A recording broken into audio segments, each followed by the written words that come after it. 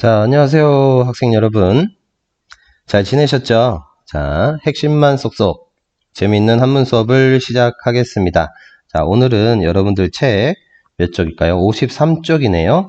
3쪽에 보시면 이렇게 격언이라고 나와 있는 부분이 있습니다.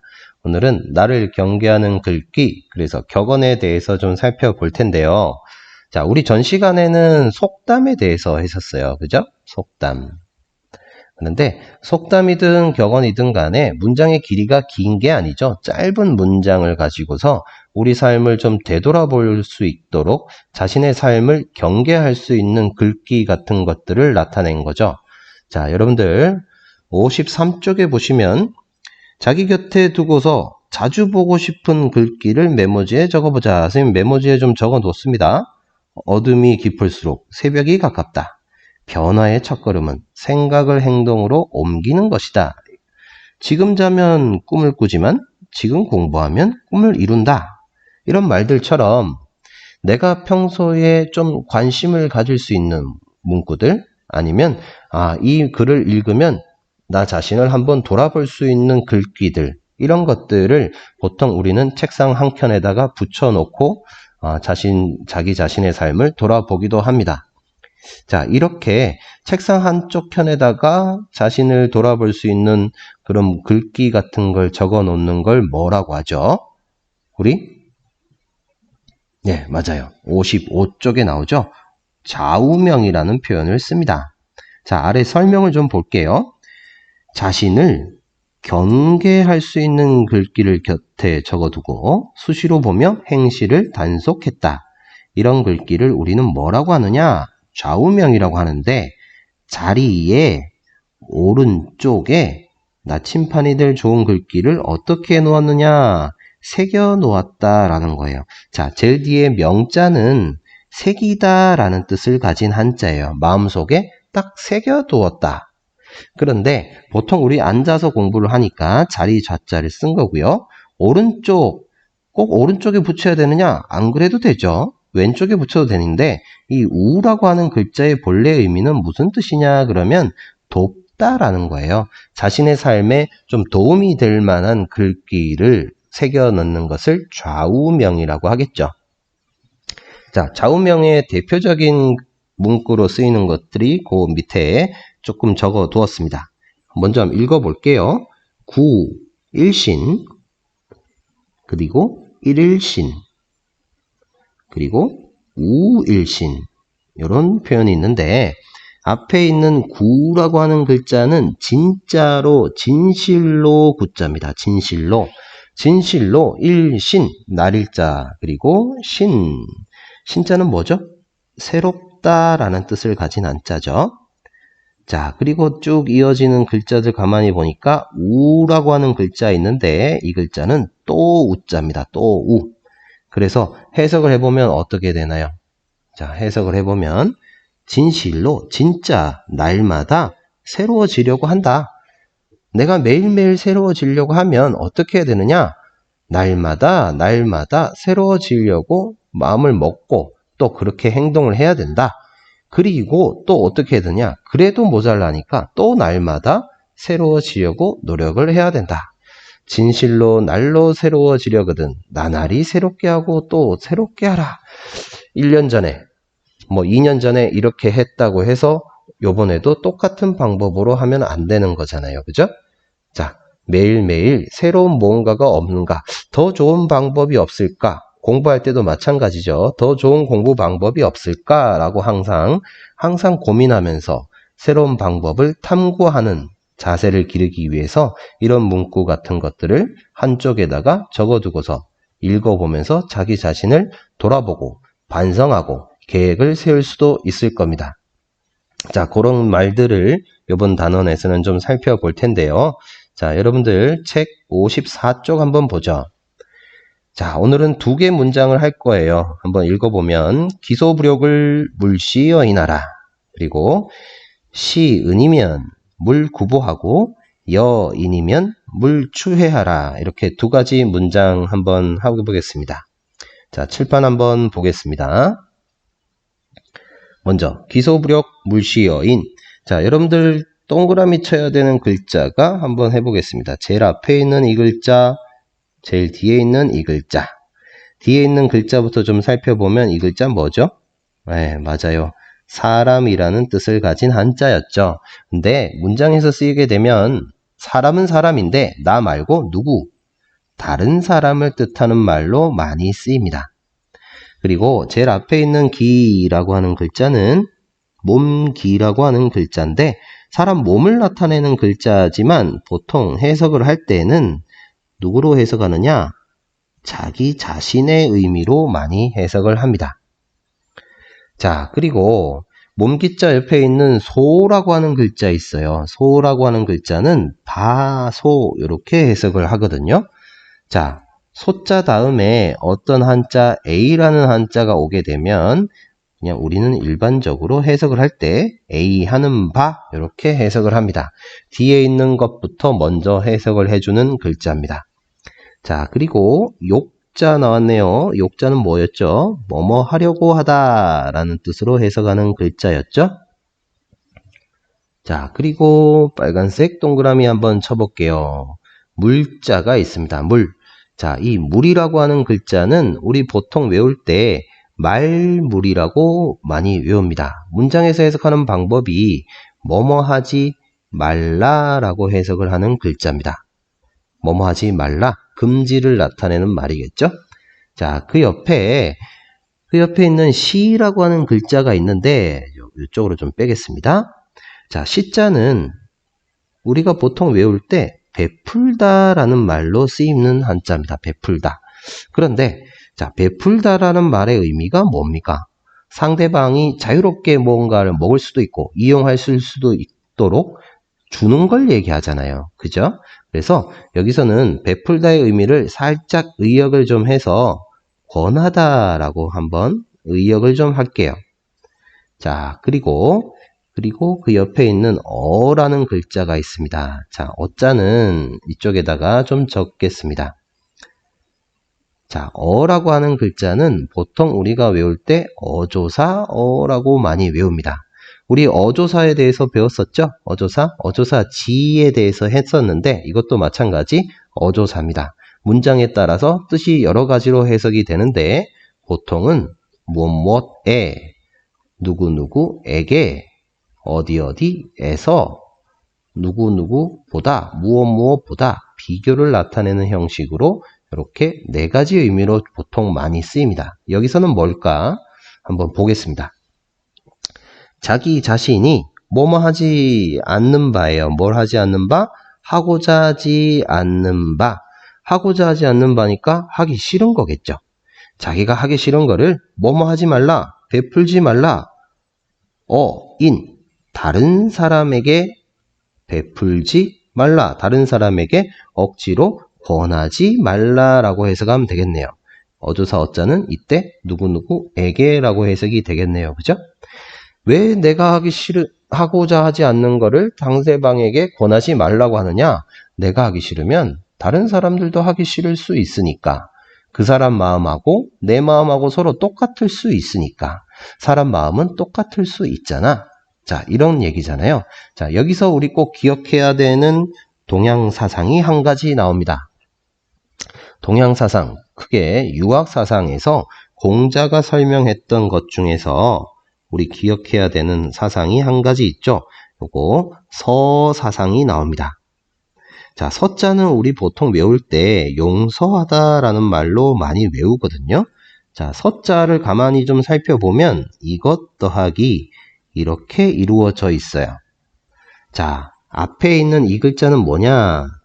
같다라는 뜻을 가진 한자 여입니다. 뒤에 있는 것은 뭐죠? 마음을 뜻하는 글자죠. 마음 심자네요. 자, 상대방이든 나든 누구든지 간에 각자 마음을 가지고 있는데 그 마음이 어떻게? 서로 똑같다. 상대방하고 내 마음하고 서로 똑같을 수 있으니까 그러니까 용서하는 마음이 들겠죠. 이해하고 용서하다라는 서사상이 여기에서 나오게 되는 겁니다. 요즘같이 상대방을 잘 이해를 못하고 이기적으로 행동하는 현대 사회에서 이 서사상 같은 경우는 꼭 염두에 둘 필요가 있겠죠. 자, 같이 좀 외워두시고요. 자, 그리고 한 가지만 좀 더 합시다. 기소부력 물시어인이라는 이 문장은 우리 한자성어 어떤 것과 좀 관련이 깊어요. 상대방 입장과 내 입장을 서로 비교해 가면서 입장을 바꾸어서 생각해보라 라는 한자성어 뭐 있죠?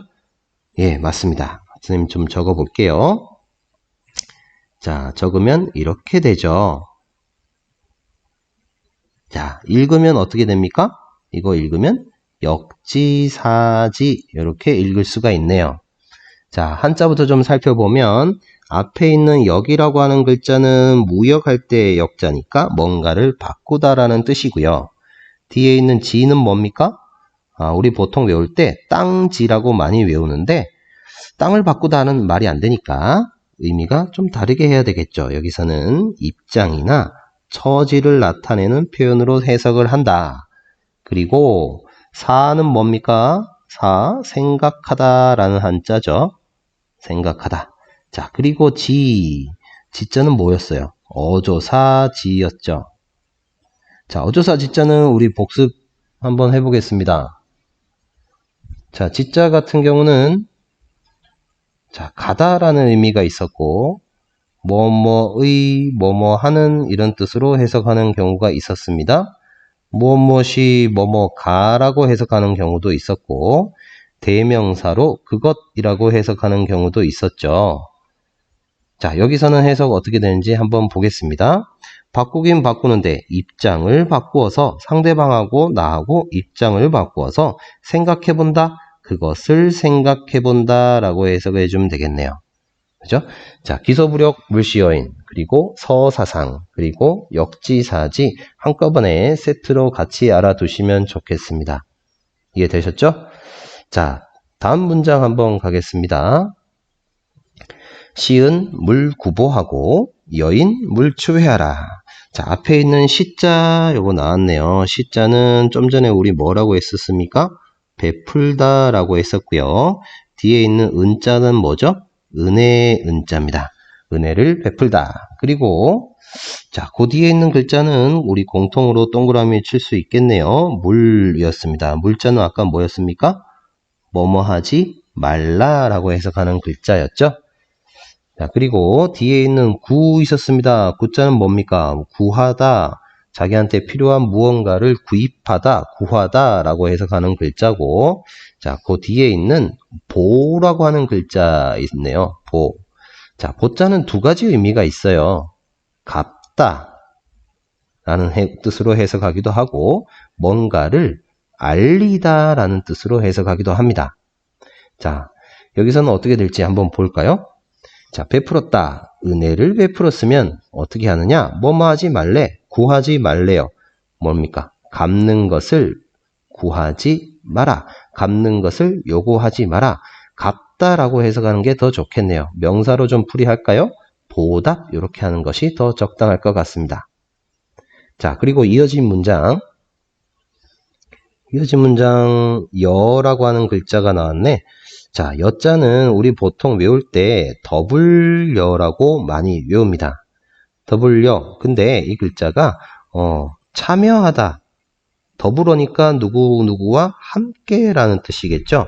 함께라는 의미로 해석을 해도 좋고 아니면 어딘가에 참여해서 함께하다라는 의미로 풀이해도 좋습니다. 그리고 아니면 상장을 수여하다, 뭔가를 주다라는 의미도 있어요. 이렇게 네 가지 의미가 있습니다.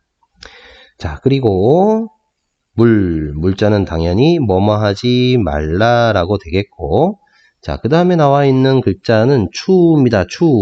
추자는 추구하다라고 하는 때 쓰는 글자인데 뭔가를 줬다, 뒤쫓아가다, 추구하다. 그리고 회라고 하는 글자는 뭡니까? 후회라고 하면 되겠죠. 후회. 자, 그래서 이어서 해석을 해보면 다른 사람에게 뭔가를 주었다. 좋은 뜻으로 뭔가를 줬습니다. 그러니까 후회를 추구하지 마라. 이렇게 해석이 되겠네요. 직역을 하면 이렇게 되겠고 의미 자체가 이 추회라는 말 자체가 어떤 뜻을 가지고 있느냐? 지나간 일을 후회하는 것을 얘기합니다. 그러니까 의역에서 얘기하게 되면 지나간 일을 후회하지 마라. 상대방에게 뭔가를 줬으면 거기에 대해서 후회하지 마라 라는 뜻으로 해석을 하면 되겠네요. 상대방에게 좋은 일을 했으면 그 이상의 뭔가를 바라지 마라. 요구하지 마라. 그냥 좋은 뜻으로 한 것으로 만족해라 라는 의미로 풀이해도 좋겠습니다. 자, 여러분들 여기에서 보면은 여기도 그렇고 물자가 공통으로 쓰였습니다. 자, 앞 페이지에 보면 여기도 물자가 공통으로 쓰였죠. 자, 여기서 우리 좀 기억해야 되는 문장의 형태가 있습니다. 문장 형식이라고 할까요? 아니면 뭐 형태라고 해도 좋습니다. 자, 우리 전 시간에는 평서문에 대해서 했었습니다. 그죠? 평범하게 서술하는 문장 이런 거 했었고, 오늘은 그 이어서 명령문이라는 것에 대해서 살펴본 거예요. 명령문도 마찬가지 긍정의 명령문도 있을 것이고 부정의 명령문도 있겠죠. 긍정의 명령문은 뭐겠습니까? 뭐뭐 해라 라는 거죠. 뭐뭐 해라. 부정의 명령문은 뭡니까? 뭐뭐 하지 마라 라는, 뭐뭐 하지 말라 라고 해석되는 경우이겠죠. 자, 우리 부정의 명령문에 많이 썼던 글자는 이번 시간에 배운 거 뭐 있었습니까? 이렇게 생긴 글자 있었습니다. 뭐뭐 하지 말라 라고 해석한 글자가 있었죠. 자, 이 정도로 이해하시면 되겠습니다. 되시겠죠? 자, 오늘 했던 문장들 읽고 해석하면서 정리할게요. 자, 해석을 한번 해보겠습니다. 자기가 기소부력 하고자 하지 않는 바, 자기가 하기 싫은 거를 다른 사람에게 베풀지 마라, 권하지 마라. 왜냐하면 다른 사람도 나와 똑같이 하기 싫을 수 있으니까. 상대방 마음하고 내 마음하고 똑같다. 어떤 사상이었죠? 공자의 서사상과 관련이 깊었다.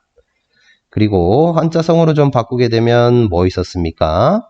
역지사지라는 한자성어가 관련이 좀 깊었다라는 거죠. 역지사지 같이 외워두면 되겠네요. 자, 그 다음에 시은이면 물구부하고 은혜를 베풀었으면 보답을 구하지 말고 다른 사람에게 주었으면 후회를 추구하지 마라. 좋은 뜻으로 뭔가를 했으면 거기에 대한 보답을 구하지 마라. 요청하지 마라 라는 뜻이었습니다. 되겠죠? 자, 오늘 배웠던 문장들은 이렇게 했고요. 오늘 나왔던 한자들 한번 살펴보겠습니다. 처음에 배운 한자는 뭐였습니까? 바, 소, 뭐뭐 하는 바라고 해석하는 글자였고, 욕자도 나왔네요. 뭐뭐 하고자 하다, 뭐뭐 하고 싶다라고 해석하는 글자. 그리고 물자 있었습니다. 명령문이었죠? 명령문에 쓰였던 뭐뭐 하지 말라, 말, 물에 해당하는 글자였습니다. 자, 그 다음 보라고 하는 글자, 갚다라는 뜻도 있었고 알리다라는 뜻도 있었는데 여기에서는 갚다라고 해석을 해줬고 우리 명사로 풀이했을 때 보답이라는 말로 해석을 했었죠. 자, 그 다음 어조사 있었네요. 어조사 어점 많이 나오니까 한번 적어 보겠습니다.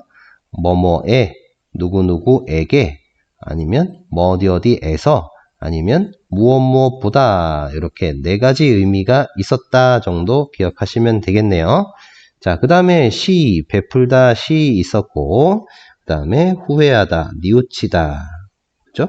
후회하다, 뉘우치다 이런 글자도 있었습니다. 자, 그 다음 글자 여라고 하는 글자 있었죠. 여자는 뭐였습니까? 누구누구와 함께라는 뜻도 있었고요. 그리고 어딘가에 참여하다라는 뜻도 있었고 주다라는 의미도 있었고 여기 나와 있는 것처럼 더불어라는 뜻도 있었다. 근데 우리 본문에서는 주다라는 의미로 해석을 했었죠. 자, 그 다음에 조출, 어딘가에 추구하다, 뭐 쫓아가다 이런 의미로 쓰는 글자도 있었습니다. 자, 여러분들 오늘 문장 두 가지 하면서 여러 가지 한자들을 좀 살펴봤습니다. 그죠? 자, 남은 시간을 이용해서 이 두 가지 문장에 나온 한자들하고 문장 해석까지 같이 한번 살펴보시기 바랍니다. 우리 다음 시간에도 이어서 7단원에 있는 다른 격언들, 짧은 한문 문장들 살펴보도록 하겠습니다. 여러분 오늘 수업 고생하셨고요. 우리 다음 시간에 만나도록 할게요. 수고하셨습니다.